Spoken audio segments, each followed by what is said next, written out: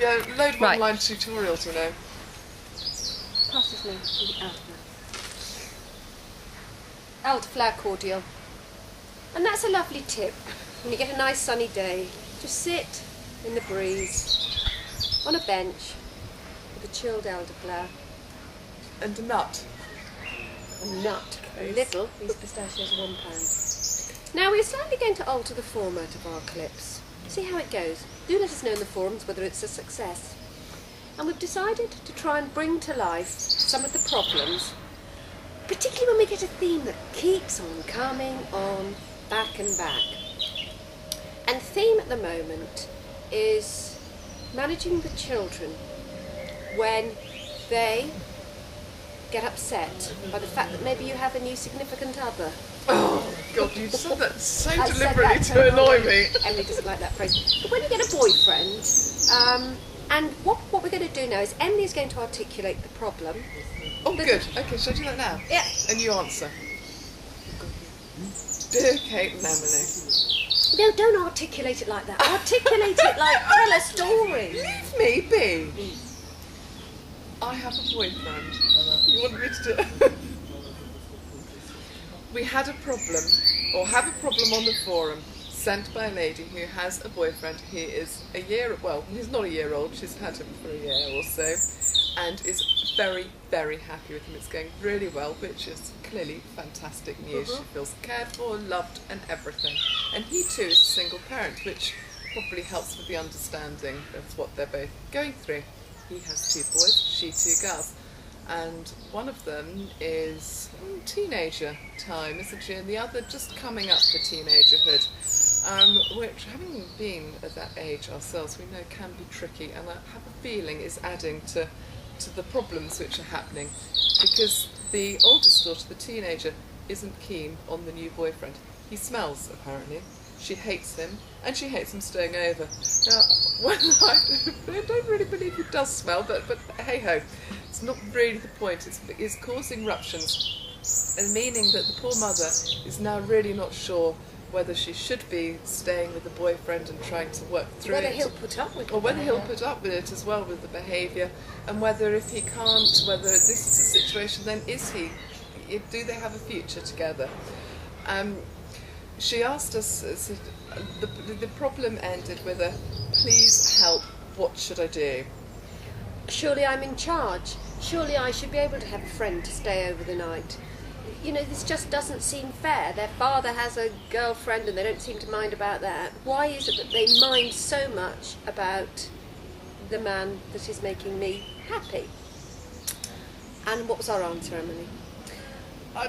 I answered the problem because I do feel... That was clearly a rhetorical question then. The problem is manifold. And as Emily alluded to, it is touching on, dealing with children that are growing up. They all of a sudden realise what it means when you've got a boyfriend, that you may be doing things au boudoir, and they don't like to think about that. I mean, it is gross, it is horrible. You may get pregnant, you may have your children, and they really don't like the thought of that. It's uncertainty. They just don't know where this is going to go. That's one aspect of it.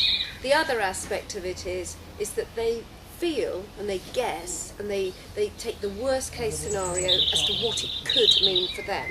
And it could mean that I don't get as much attention from mum.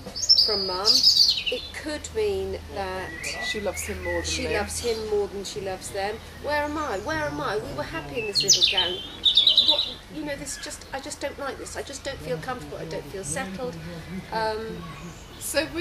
But we do believe, however awful all this is, we didn't tell her to bin it. We didn't tell her to just give up and wait until the children were about 35 and might be able to deal with it. The advice we gave was to continue to battle on. She is in charge. She is allowed to have a boyfriend, especially one that makes her happy. And so I'm about to lose my way here. You are losing your way because one of the main things, we always go on about talking to them and communicating with them. And one of the things that we think is very important is that the boyfriend's position is very clear in the family. He's not trying to be dad. He is mum's boyfriend, new husband, whatever. He's not Dad. And nothing that will happen with him will alter the way that I feel about you, child. So it shouldn't really affect, it doesn't affect the way we are together. You know, John and I, we are friends. He's not your dad, but he would like to feel welcome here. And there comes a point where you do have to slightly put your foot down and say, I will not put up with this behaviour. When he does not smell, he is kind to you, he is a nice man. Show him the page at the back of our book which gives guidelines for him on what he could do that may well irritate. I mean, things that irritate 13-year-old girls can be things that he might think are quite nice, like calling her by a nickname. She don't want to be called by a nickname by him. She doesn't want him to be saying, oh, hey, having problems at school, how's it going? She doesn't want to think that Mum is talking to him about her. So it's quite a complex thing. And it's you know, spend time on your own with the child, yes, but then let the child know that just as they have their world and their friends, you need your world and your friends. I still won't like it. No, they won't like it. No, but it's worth it. But it's worth it, and you know, it is one thing we hear time and time again from single mothers is that they see one of the great positives is that they develop this very close relationship with their children when they're on their own with them. Maybe they spend more Saturday nights watching the telly with them, and they do develop this close thing. Which the flip side of that obviously is if you do hook up with somebody, and they will take up time and they will take up attention, that something of that has to give a little bit. But it's just managing it and taking it slowly. And it is also really does always feel very unfair because children don't actually seem to mind so much about their dads having girlfriends as it was they funny mind that about time their my mums. daughter said she'd rather I was a lesbian. Did I tell you that? Yeah. She said it was because it was another man. Which I found quite hard to believe, to be honest. I have to say it's but yes, no, it's true. It's a myriad of things that children find upsetting about it. I mean, it's not Dad. You know, that obviously is really at the nub of it. You know, it's not keep Dad. going, keep persevering, keep going, and just give it time. Keep persevering, Give them but time. but also be realistic about it. And I think that's quite an important thing. It isn't like dating without children. You do need to have one eye on them, and you probably, Emily, need to go at a slower pace. But just keep talking to the children, keep talking to your partner. Make sure you have time on your own with your partner, you have time on your own with the children, and as much as is humanly possible, don't force jollity. I don't think, do you? I don't see why not. Force jollity. Yeah, I suppose you're right. Having fun is, you know, it might sound a bit sort of forced to all go off on some outing, but I know what you mean, because it's like making them go on a country walk. They'll Yeah. pretend they don't want to do it. Actually, then they find themselves. Yeah, you're right. and then you've got enforced time together. Rewind.